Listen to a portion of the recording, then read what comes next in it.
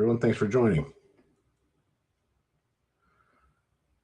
I'm going to give everyone a second just to get started here.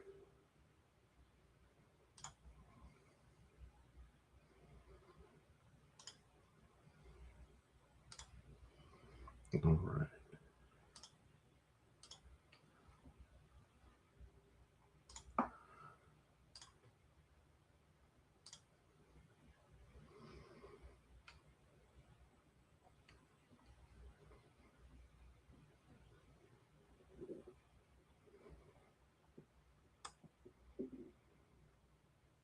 So I'm having a little bit of a technical difficulty with the background.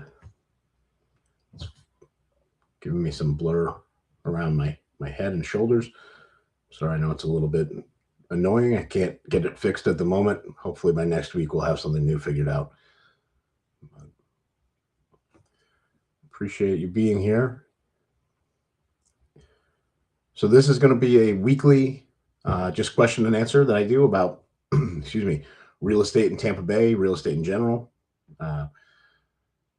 Give a brief introduction about myself. My name's Sean Tennant. I'm a realtor here in Tampa Bay. I live in St. Petersburg.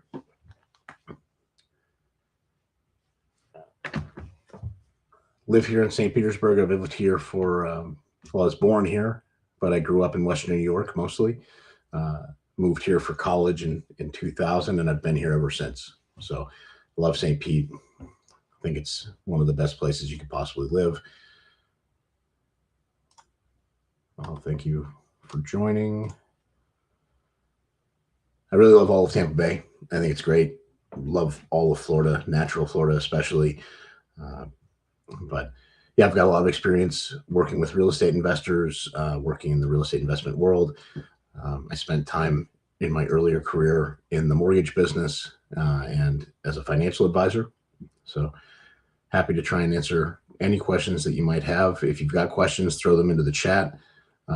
If you'd like to talk, you're welcome. Just make a little comment in the chat and I'll unmute you.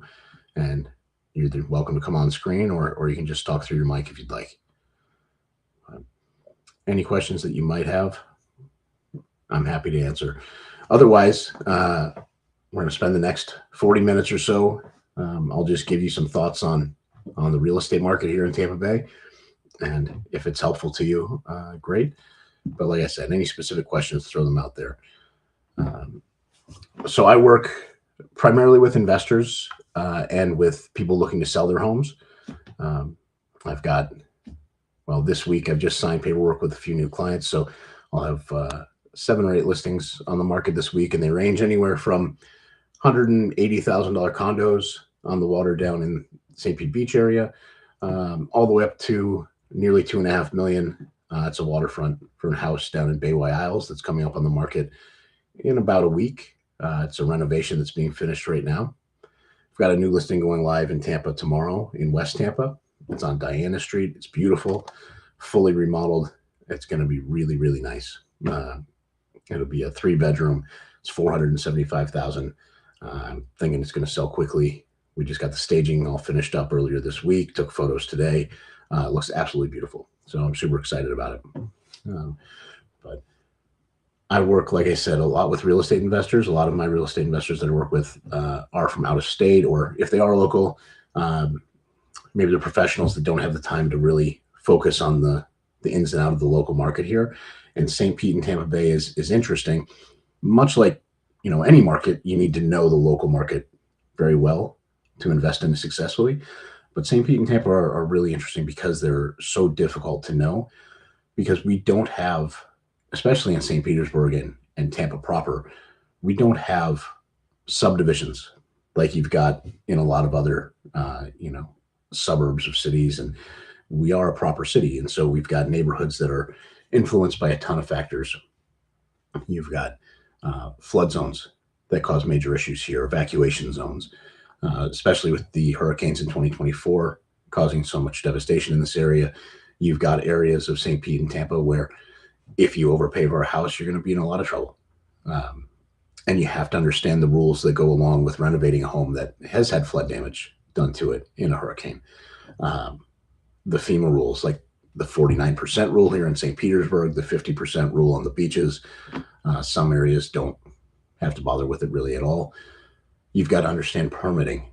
You've got to see, when you're looking at homes here in St. Pete and Tampa Bay, one of the big things that people misunderstand is if they look that house up online and it shows up as square footage on the property appraiser's website, that doesn't mean that it's permitted square footage. It's a huge issue. I would love for the city of St. Petersburg to tackle that at some point, try and fix that.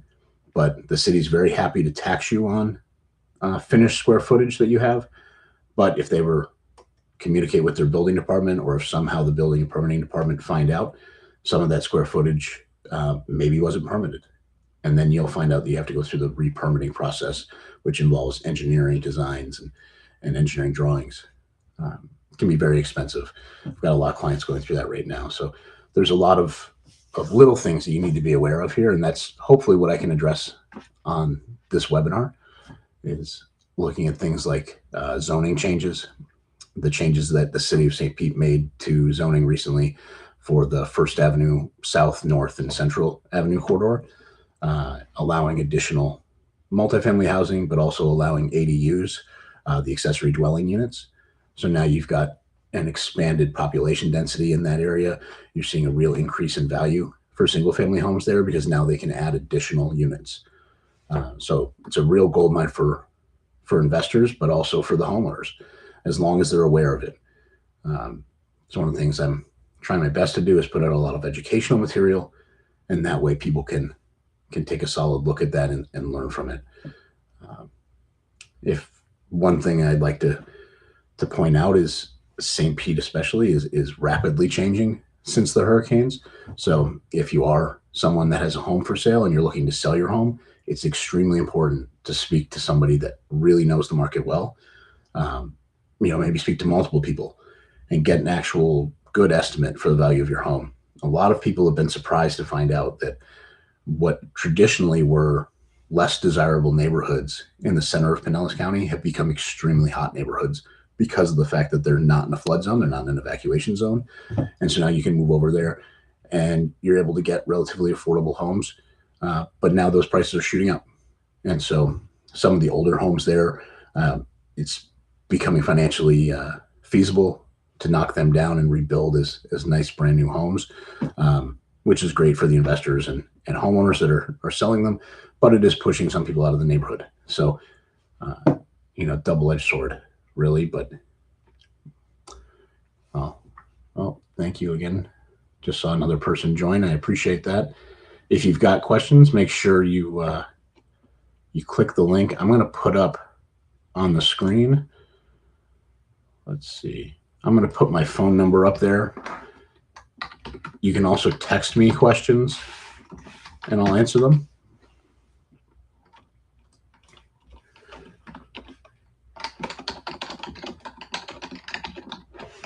There we go. This is going to be a low-key little webinar and show. So feel free to text me questions throughout. If you see me looking down at my phone, that's why.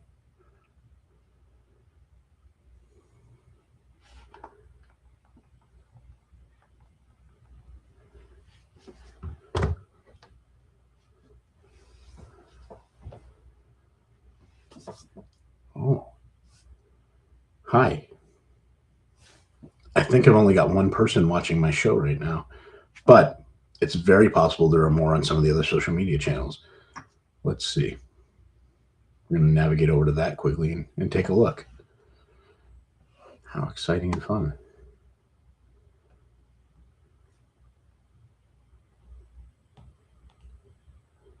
I am live now on Facebook, and usually 2 Facebook channels. I think Instagram, but I don't have that, so I can't look.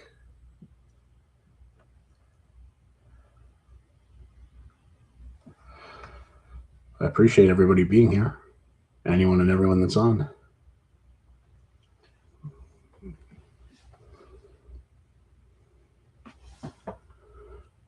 Excuse me.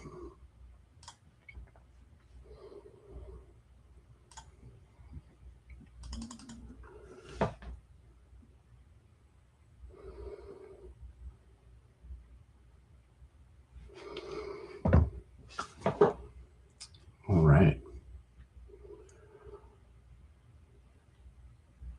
Well, I was just texted a really interesting question. This is exciting. How do you find the right home in this market? Well, that's kind of an exciting time, kind of exciting thing about trying to buy a home in this market. It's definitely a buyer's market. If you're somebody that's looking to buy your first home or looking to move up in home, or you're looking to finally buy something on the water, it's a good opportunity right now. There's a lot of houses out there available, a lot to choose from, and houses that are not fully remodeled and absolutely stunning and beautiful, they're not selling very quickly. So if you're willing to have some vision and look past uh, maybe you're okay not buying something that's had the most modern updates just yet, there's a really good chance to get great deals on property right now. Um, if you do want to buy something that's fully remodeled, everything's brand new, no headaches for the first 5 years you own it because you definitely have everything done, we can find that too. There's a lot of that out there. Uh, and if it's priced right, it is selling quickly, but some of them are overpriced and just waiting for a sensible offer. So it's a great time to be trying to buy a house. Absolutely. But also not a bad time to sell as long as you position it correctly. Uh, if you've got a home that did flood during the storms or it needs a lot of work uh, for whatever reason, that home may not sell quickly on the market if you price it as if it is a move-in ready house. But if you price it appropriately, it will sell, relatively quickly. There is an active investor market. Investors are constantly competing with each other, trying to buy property that they can purchase, renovate, and then sell and still make a profit. So if you're looking to sell quickly, we can get you cash offers immediately. Those are going to be lower than what you would get if you were listing them on the MLS, but it's going to be a fast sale. There's going to be no headaches involved in it. You're basically going to sign the paperwork, and 3 to 10 days from now, depending on who the buyer is, you'll have your cash in hand. Um, that's particularly attractive and important for somebody. Uh, some of the places on the outskirts of Tampa Bay are starting to see increases in pre-foreclosure and foreclosure activity. If you bought a house out in an area like, say, Haines City, out towards Lakeland, or even in some of the places like Brandon, uh, if you bought a property in an area like that in the last couple of years, like in 2022, 2023, very likely you paid more than that house is worth today. There has been a contraction in pricing in those sort of bedroom communities around Tampa Bay and Orlando. So a place like Haines City, it's sort of dead between the two, or Davenport, which is also the same. Those places are seeing housing prices that have contracted and gone down a little. Um, so if you bought that as an investment property and you were hoping to rent it out, or in a lot of people's cases that bought those, especially over towards Orlando, like in Kissimmee, if you bought a property there with the hope that it was going to be your Airbnb and you're going to make a ton of money every month from it, you may not be renting it out at all. And we're seeing that. I've got 2 clients right now that are facing foreclosure because of that. So we're trying to sell their property before that happens in a short sale. Banks are recognizing that that's happening. Um, I don't think that's a sign of a larger housing market crash coming, or really any sort of housing crisis. It's just going to be specific communities, places that were overbuilt that are too far out from the city centers. Um, like I said, places like Haines City, Davenport, the far east side of Kissimmee, anywhere that's too far for you to want to drive into the city to work, and you were really hoping and praying that you're going to Airbnb that, those neighborhoods are probably going to face some trouble in the next year or so, and they already are. Uh, but in places like downtown St. Petersburg, places like uh, Oak Hill Park in St. Pete, Central Oak Park, Diston, Allendale, all of the non-flood zone, non-evacuation zone communities, they're seeing booming home prices. You're starting to see a lot of turnover there in the last couple of years, and especially now as people are sort of settling on what to do with their home that flooded. Some people immediately renovated, fixed it back up, got back into the house. Some people made a mistake and did that without permits, and the city of St. Pete is cracking down on them now and making them go back and redo it. Guilty. Uh, some people have been holding off, and they've been holding off for a few reasons. Maybe they've got a claim with their insurance company they're fighting, could be going through a legal battle. Maybe they're in a battle with their mortgage company. I know a lot of people that got flood claim payouts that were paid into the mortgage, because then those are paid out. They're paid in your name, but also in the name of your mortgage company. So you have to first submit them to your mortgage company and then ask the mortgage company to disperse that to you. But they have the right to keep it because they're the loss insured on that policy. So the mortgage company, in some cases, said, we don't want to risk giving that money up, so we're keeping it. And so people that got an insurance payout still never got any actual cash to repair their home. I know more than a couple of people that happened to, and I'm sure there's a lot more that I don't know. But there's a lot of reasons. One big one was people were waiting for the state's program called Elevate Florida, and Elevate Florida was supposed to be a bit of a savior for people with homes in flood zones, especially in areas where they had multiple floods in the last few years. And those people unfortunately found out that Florida funded less than 10% of the need and desire for it. So some people are getting access to it, but it's those that have been really the hardest hit. And in a lot of cases, they put income limitations on it. So a lot of the people that live in neighborhoods in St. Petersburg, like Shore Acres, or in South Tampa, in West Shore area, those homes were devastated. And people have been waiting, hoping for money from the state to help, hoping for FEMA money, hoping for insurance payouts. And maybe they got some, but certainly not enough to rebuild the homes in a lot of cases. And definitely not enough to deal with elevating the home or knocking it down and rebuilding if their home had so much damage that they would violate the FEMA 50 or 49% rule. If you're not aware of what that is, that rule essentially says, well, here in St. Petersburg, we follow the FEMA 49% rule. 50% rule. Here in St. Petersburg, we follow the FEMA 49% rule. In Tampa, they follow the FEMA 50% rule. The reason St. Pete follows the 49 is because it enables a slightly larger discount on flood insurance policies for homeowners in St. Petersburg. It's a stricter set of standards that they're required to go by. So here in St. Pete, if you had a home that was damaged in the storm, and this is the number they go off of. They go by the pre-storm valuation of the structure, not the structure in the land, just the structure. So if you look at a house in a nice neighborhood in St. Petersburg that flooded, maybe it was a historic home, maybe it was a 1950s ranch, but a lot of time the value's in the land and not so much in the actual structure in these older homes especially. And so if you take one of these older homes, you get it damaged, and now you have to look and see what the value of it was the day before the storms hit in 2024. So let's say, for example, you have a home on the water in Venetian Isles, and the day before the storm, your home was worth $1.5 million. The structure may have only been worth $250,000, maybe even less, but the lot itself was worth the vast majority of your property value.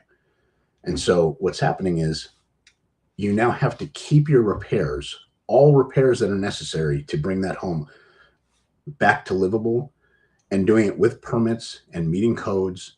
To do that without having to bring it to the current standards, which requires elevation, you have to do that by keeping the amount of the repairs under 49% of that pre-storm structure value. So let's say it was a home valued at $200,000. You have to keep the repairs to under $98,000. That's tough to do sometimes when you have a whole home remodel to do, especially if you've made a mistake and you initially got repairs done without permits. The city found out, which they did for almost thousands of homeowners here in St. Petersburg. If you made the mistake of having those repairs done without permits, the city is now going to require you to go back through and do all the work again with permits, or get after the fact permits, which requires engineering work and engineering drawings. And there's no way to actually just get them passed, because most of the time people have closed up drywall, they've put new floors in, so the city can't see the things that they need to see during the inspection process. So you're going to have to do things like remove the drywall so they can get access to the electrical. A lot of people had water that went over the outlets. The city now needs to see that you've replaced those outlets. Well, how can they do that if you've closed everything up? So they're going to make you open that back up, and so you're going to have to pay for the work again a second time. Well, what if the first time when you did all that work, you spent $50,000 or $60,000? Now you maybe only have another $50,000 or $40,000 left to spend before you hit that 49% of the home value. And so when that happens, if you hit that 49% and you aren't finished doing repairs, you're out of luck. All that money you spend is wasted because you have two options at that point. Number one, you can apply to elevate the home, but that's going to cost you a couple $100,000 minimum, probably more, depending on the size of your home. The lowest quote that I've heard anyone talking about recently is $250,000, and your home may not be able to be elevated. That may not be possible. It's also almost a year-long process. So now you've got to find somewhere else to move, right? The other option is tear the home down. There's no option C. There's no begging the city to let you fix the house. The city's going to look at you and say, hey, sorry, you're out of luck. You shouldn't have got the unpermitted work done. Or you should have picked lower cost fixtures. Because if you violate that 49% rule, there's absolutely no coming back from it. There's nothing you can do. So huge thing to watch out for if you're an investor looking to buy in flooded areas like Shore Acres, Snell Isle, Snell Shores, which is where I live, places like that, Old Southeast, Tropical Shores, all throughout St. Pete, Bahama Shores, Gulfport, all the beaches, obviously. If you're looking at buying in a place like that, you need to be really careful. You need to make sure that your realtor knows what they're doing. You need to make sure that you personally do due diligence. You don't want to trust them that, hey, here's this layout of the house on the property appraiser. It shows 2,000 square feet. Well, maybe the realtor doesn't know that the garage was converted and it was done without permits. Well, now you might have to go and pay to get that redone too. So eventually you wind up over that 49 or 50% rule. All the work and money that you spent on that and all the carrying costs, they're lost. You've got to tear the home down. And now you've got a lot that's just worth lot value. Saying that though, lot value is the highest and best use of some of the lots in these areas. I have a listing right now in Shore Acres. It's a huge double lot. It has a small 1,400 square foot house on it. Before the storms, the house was great. Unfortunately, it's an area that continually flooded just from high tides. So I think it flooded 3 or 4 times in the last 5 years. And then the hurricanes, really knocked it out. So the house is still standing. You could renovate, you could rebuild there. But if you do, you've got a home that's worth maybe $500,000. That house is on a double lot, though. It's a big corner lot that can be divided into 2. It was initially 2 lots that were combined to build on.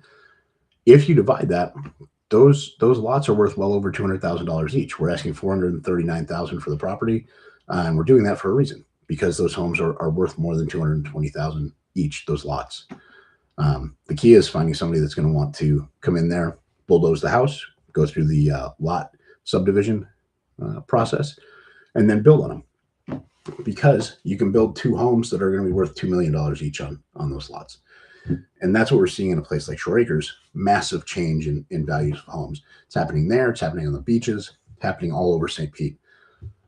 You're seeing small ranch-style homes that were flooded or damaged during the storms. They're being knocked down. The homes being rebuilt on them are 2 to 3 times the size of the homes that were there initially, at least. So there's a lot to see, a lot happening there. It's one of the things that I think is most interesting about what's going on in St. Pete right now. There's some positives and negatives to it.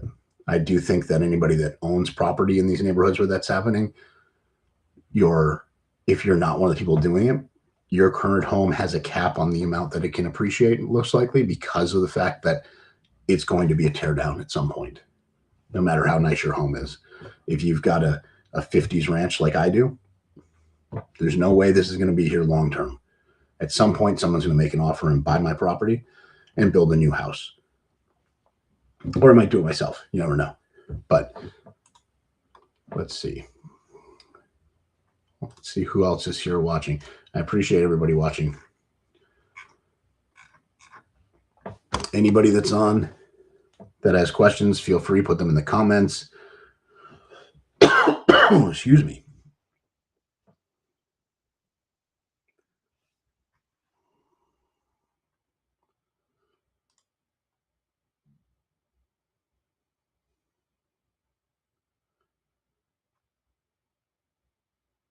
Anybody there? Anybody that's watching, feel free to put your comments in here. I can't see all the comments on the social media accounts where it's being shared. So if you're on YouTube or you're on Facebook, you see my number in the left-hand corner there, shoot me a text. That'll be the easiest way for me to see.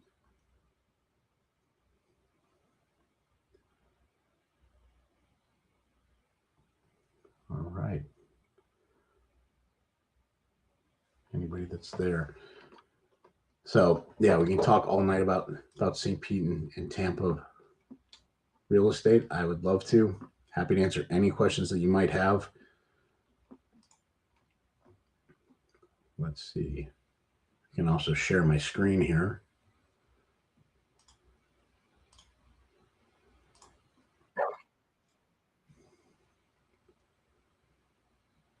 All right.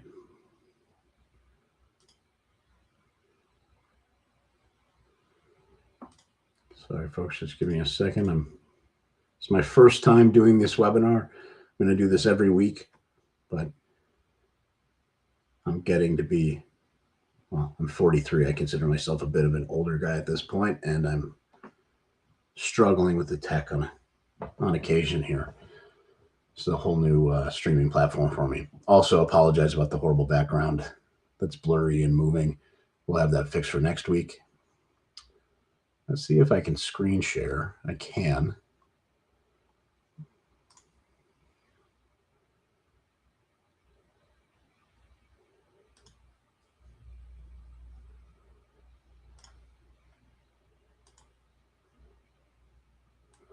I'm going to do that. Give me just a second. Let me pull something up here. I'm going to screen share the MLS.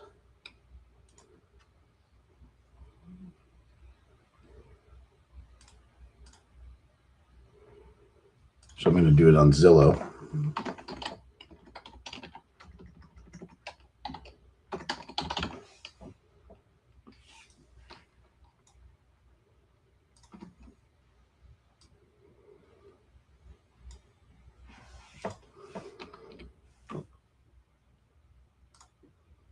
Okay, screen share.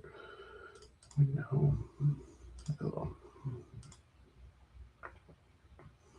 Okay, so I'm going to show you a few properties right now that I'm excited about. Places that I see that are for sale that I think that if you're a real estate investor, you should consider making an offer on. In my opinion, these are places that have a ton of value and are they may be priced at a place where I think they're overpriced in terms of their list price at the moment, but that doesn't mean they're going to sell for that, right? Here's one in particular. So if you see as I zoom in, you've got St. Petersburg here, downtown St. Petersburg, right over here under my cursor. I'm going to zoom into South St. Pete. And first, we're going to just look at Greater Pinellas Point. This whole area down here between basically Lake Maggiore and Tampa Bay. I'm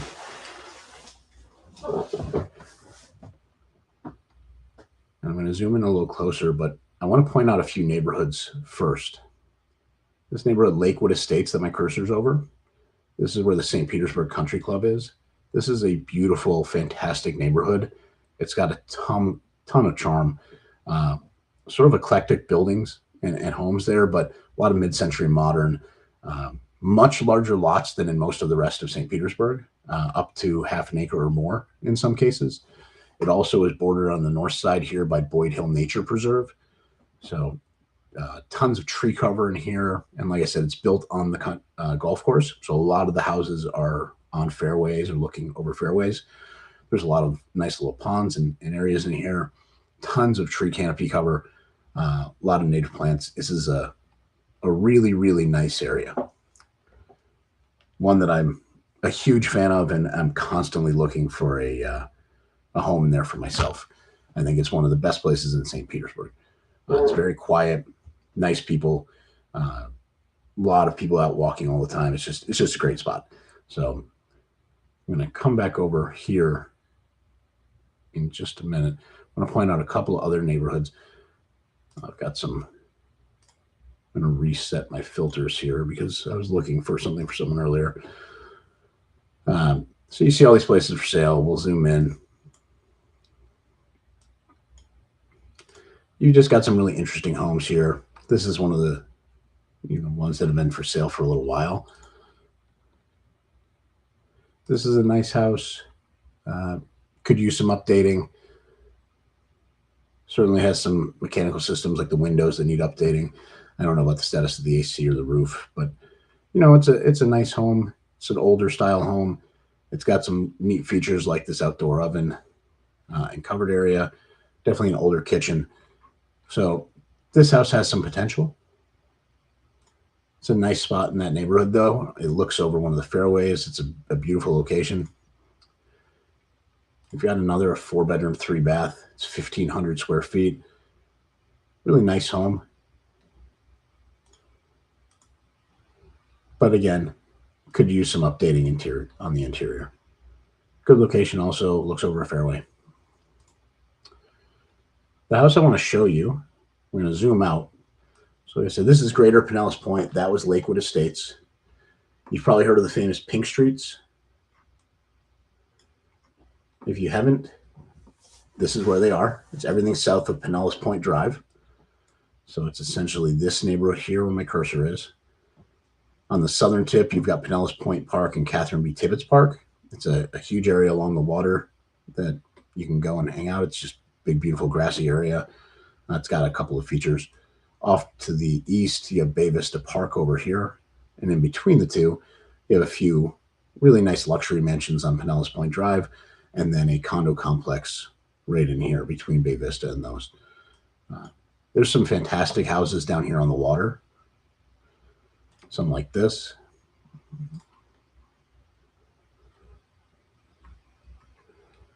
This is a really nice neighborhood.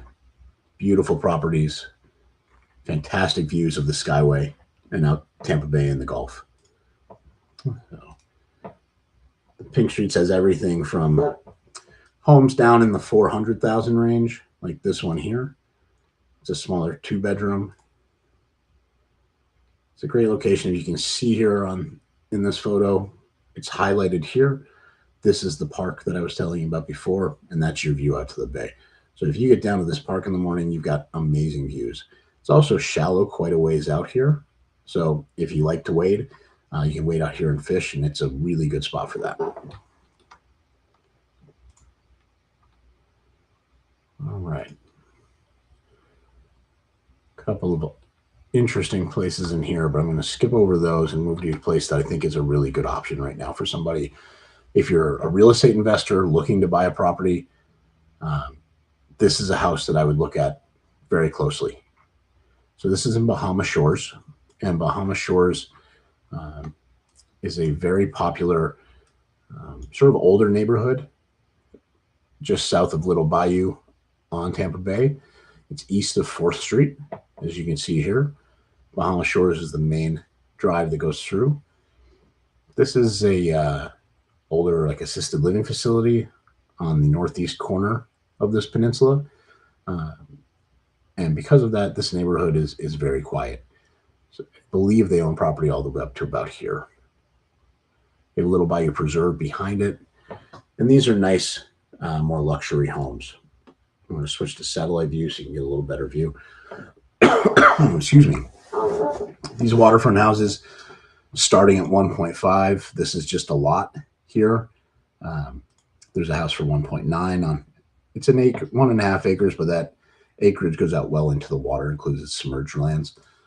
But then you have others like this, 4.75 million, 3.25 million. They're big stately homes on nice waterfront lots with deep water docks. So one of the only houses that's not a waterfront home over $1 million in this community available is this one for $400,000. It's a 3-bedroom, 3-bath, 1,883 square feet. Really nice house. And before the hurricanes, this was a beautiful home that would have been worth somewhere closer to the $1 million mark, I would estimate. But Hurricane Helene caused some flooding in the home. And then Hurricane Milton caused this damage that you can see right here. Some roof damage. And the home has not been repaired or remediated. So, excuse me, I believe it was remediated after the Hurricane Helene flooding. But after Milton, it was not. So this is the view from the front yard. That's a lot there. So it's very possible that a home could be built. But just to the right of these trees here, there's a public park that's owned by Bahama Shores. So, excuse me, not a public park. It's a private park. It's owned by the neighborhood association and is only accessible to neighbors. So if you live in this community, you can go to the park here and have waterfront access all the time. You also just around the corner have a boat ramp if you'd like one. It's a great area, great view. You can see extensive damage from the storms. It's a really cool mural. They tried to save some of it. It's most likely that part can be saved, but unless you can fix the bottom and replace it, it's probably going to be painted over by somebody. So because of the damage to the roof, the ceiling was removed. You can see in the back here, there's some damage to the trusses. So this is all going to have to be repaired. Keeping in mind that 49% rule that I mentioned before. You can see you're going to have to replace the ductwork. Electrical will likely need some work. You know, to do all the flooring, drywall on the ceilings and the walls. It's going to be a very extensive remodel and project. The kitchen's going to probably have to be redone. Most people will probably redo the entire thing instead of just replacing the lower cabinets. Not sure if that refrigerator works anymore. It was most likely at least partially submerged in water, although I can't be sure. You can see this is an older home. It does need some work. Bathrooms need to be redone completely. It's got a very large, big, yeah, this bathroom definitely needs to be redone, but it's all very doable work. If someone was interested in making an offer on a home like this or any other home that needs work, I have great connections with general contractors that are ready to work with you and ready to work for you. I'm happy to refer them to you. You're always welcome. My number's on the screen. You can text me and just ask for that. No questions asked. I won't even try to bother you about selling your house. So just some more images of this house. Clearly, it needs a ton of work, right? But they're asking $399,000. I have not been able to find publicly what the structure value was before the storm, but most likely you'll have an appraisal done and determine that it's somewhere around $200,000 would be my estimate, my guess. Don't hold me to that. Please don't try to hold me to that. It's just a wild guess. But if you have a $200,000 pre-storm valuation, like I said before, you can spend about $98,000 before you trigger that 49% rule. And so that's probably what's going to be spent here. So if you spend $100,000, there's been 2 recent sales just up the block from this. One for $550,000 for a home slightly bigger than this. That needed a few updates, but was very nice and very livable. And then there's a pending sale for $799,000 for a home that's about 100 square feet, 200 square feet bigger than this, and has a pool. The pool adds a lot of value these days, sometimes up to $100,000 or more, depending on the neighborhood. But in this neighborhood, I'd say that's about accurate.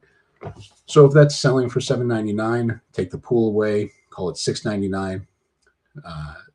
You know, this house has extensive damage, so it's going to have everything redone. With it all redone, I think you're probably looking at a home that you can resell for $600,000. So if you're spending $600,000, you have to factor in all of your costs, closing costs, selling costs, listing commissions, all sorts of things, in addition to your contractor costs, materials costs, your holding costs. you've got to factor all that in. An easy way to do it, if you're not somebody that's familiar with this is the 70% rule that most investors use. Take the ARV, or after repair value, that we've estimated of $600,000, multiply that times 70%. So we do that, we get $420,000. We estimate $100,000 in repair costs. Now, before you make an offer, for one, do a really thorough job of verifying your ARV, and two, do a much better job than I just did of estimating your construction costs. I just took what I thought you might be able to spend. This is just an example. So you're going to want to get contractors in, you want to get inspections done, work with a team of people that really know what they're doing, because the worst thing you can do is buy a home and underestimate how much money you're going to have to put into it. So back to the formula, 70% rule. That rule is for investors. If you're looking to buy, you want to spend no more than 75% of your after repair value that you've estimated. So in this case, that's $600,000 is what we estimated it could sell for.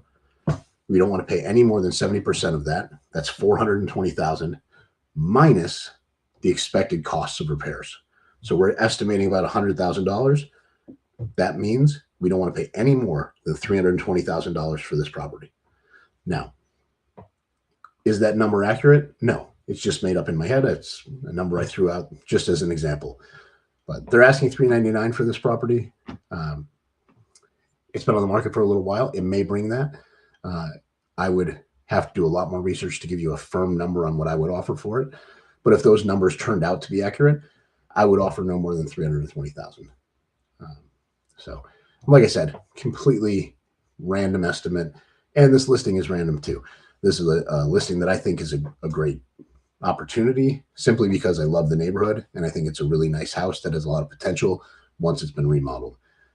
But don't hold me to the numbers, because they're just estimates that I've made while I'm on the call with you and on the webinar. So if you do want to look into investing in real estate in this area, especially anything that needs to be remodeled, happy to help you with it. I work with a lot of investors that do that.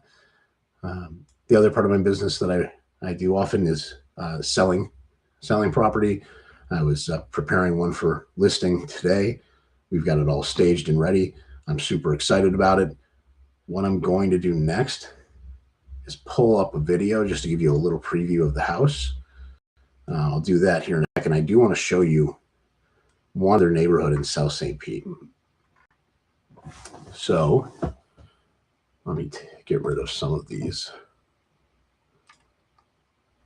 red dots on the map by cranking up the minimum price. There we go. They're all gone.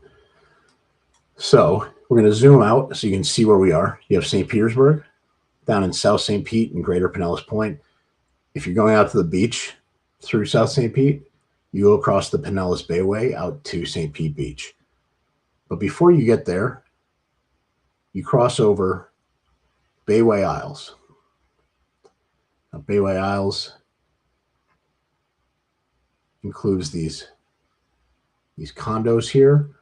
These mostly are 55 plus condos. This is called Point Brittany. I've got a listing in there. If you're over 55 and you want a really nice one-bedroom condo for an inexpensive amount that has heated pools, waterfront docks, beautiful neighborhood, that's it. But the neighborhood I want to show you is Bayway Isles proper, which is down south here. So if you turn off the Pinellas Bayway onto Leland Street, you go through the guard shack, you get into Bayway Isles. This is one of the nicest, most high-end neighborhoods in all of St. Pete. The homes are a little bit older. The homes, in a lot of cases, could use some remodeling, but some of them have been really beautifully remodeled and in some cases knocked down and rebuilt. So I have a listing coming up in this neighborhood, in this general area. I'm not going to point out which house just yet because it's not ready to go, but it'll be on the market here soon at around $2.25 million. It's a fantastic home. It's totally remodeled, beautiful pool, deep water dock. If that's what you're looking for, I'd love to show it to you. Also, if you'd like to meet and talk about selling your house, let me know. I'll send you an invite to the open house that we're having there. It'll be catered. We'll have craft cocktails. It'll be fantastic. But let me quickly show you a video.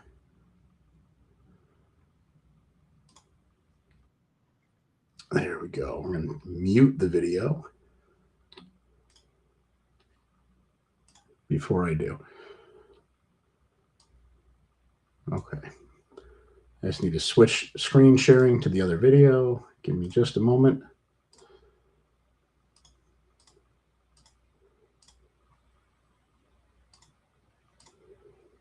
There we go. So this is a new listing I have going live tomorrow. It's on Diana Street in Tampa. It's a 3-bedroom, 1.5 bath, 1,600 square feet. Everything in this house is new. It's beautiful. I hope you like it. It's just my client came in and did a full renovation, did absolutely everything in this house. And then we brought in a staging company, and with some work, we made this place look, in my opinion, great. I hope that everyone likes it. I'd love your comments on it. And if you'd like to take a look, or you know someone that's looking in West Tampa especially, it's in a really great neighborhood, a great area, and the house is very nice. So I'd love to get this sold quickly. It's going on the market tomorrow. So let me know if you're interested. You see outside, it's got a great deck that we built. It's got a nice covered patio out here that can easily be screened if someone wanted to. Has a great sunroom, dining area, eating kitchen, nice living room with fireplace in the front. And on the hallway, you've got a really nice half bath here on the right.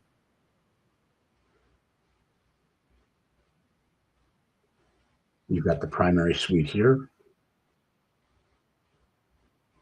It's a nice big room, big closets, and then primary bathroom.